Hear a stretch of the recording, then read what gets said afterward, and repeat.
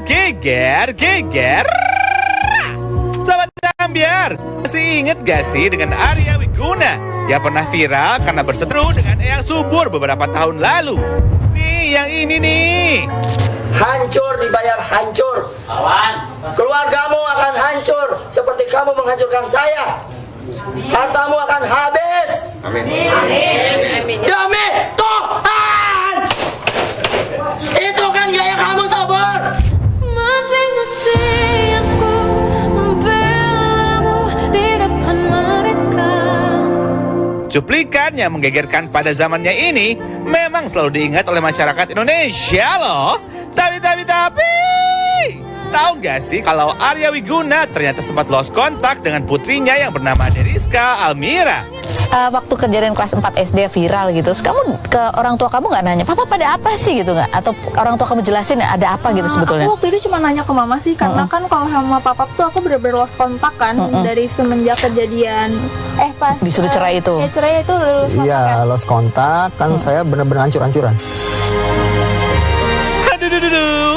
Gimana sih ceritanya akhirnya mereka bisa bertemu kembali setelah sekian lama lost kontak? Kita tanya langsung yuk, hanya di Pagi-Pagi Ambyar. Geger.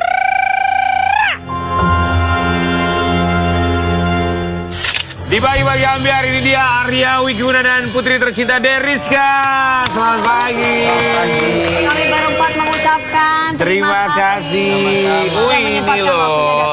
Arya Wiguna akhirnya ketemu langsung. Legend banget nih beberapa tahun yang lalu ya. Wah, trending tuh saat itu. Tapi tadi kita sempat dengar cerita bahwa Deriska, putri dari Arya Wiguna ini sempat lost kontak. Betul. Apa yang membuat Deriska sama Papa, panggilnya Papa ya? Ya. Lost kontak tuh kenapa sih? Gimana, Pak? Sebenarnya siapa? Mau apa aja dulu? Jadi lost kontak itu kan dulu sempat waktu viral itu kita masih kontak. Nah, cuman karena Enggak, viral nggak kontak. sempat ke rumah. Oh iya, sekali. Rumah. Nah, jadi sebelum viral itu saya lost kontak dulu. Nah, setelah viral akhirnya ketemu lagi. Berarti kita nggak ketemu 3 tahun ya waktu itu. Iya. Jadi sebelum viral tuh saya 2010 hancur, saya serahkan anak-anak ke ibunya. Jadi 3 tahun lah kurang lebih nggak ada kontak. Terus viral. Nah, itu sempat kita bareng ya selama setahun itu ya, bareng. Nah, cuma semenjak saya bongkar itu kan serangannya makin besar. Jadi bertubi-tubi gitu. Jadi makin dibongkar, makin waktu itu saya ya mungkin masih lemah secara mental atau apa ya.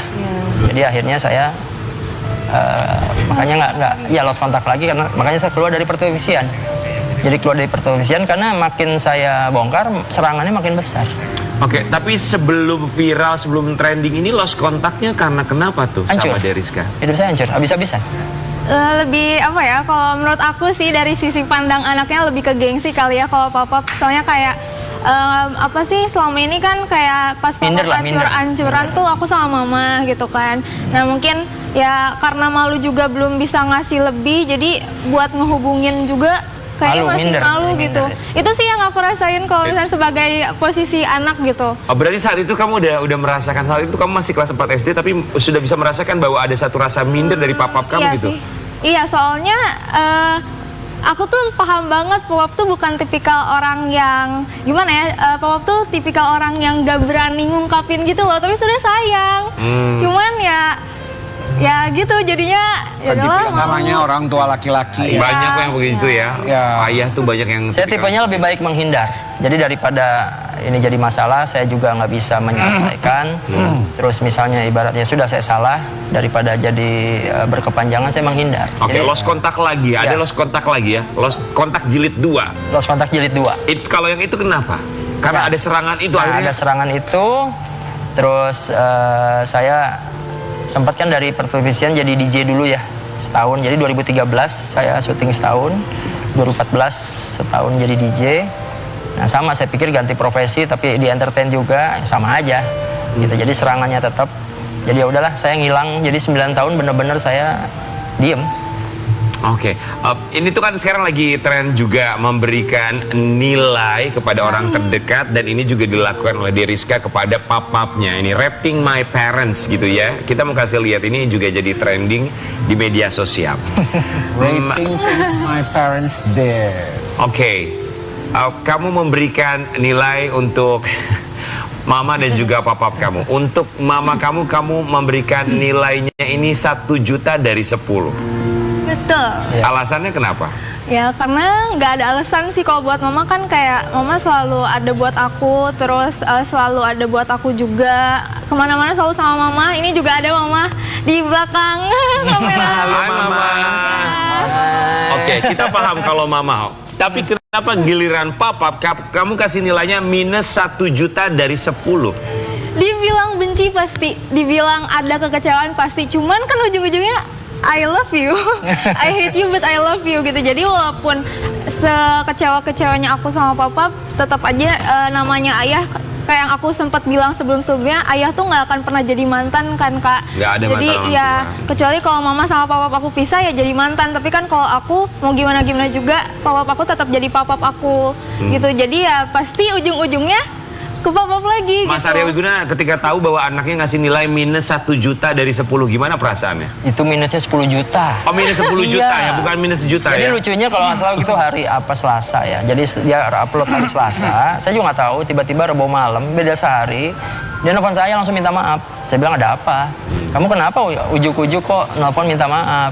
Iya, aku tuh bikin tren TikTok pap. Tapi aku bawa nama papa.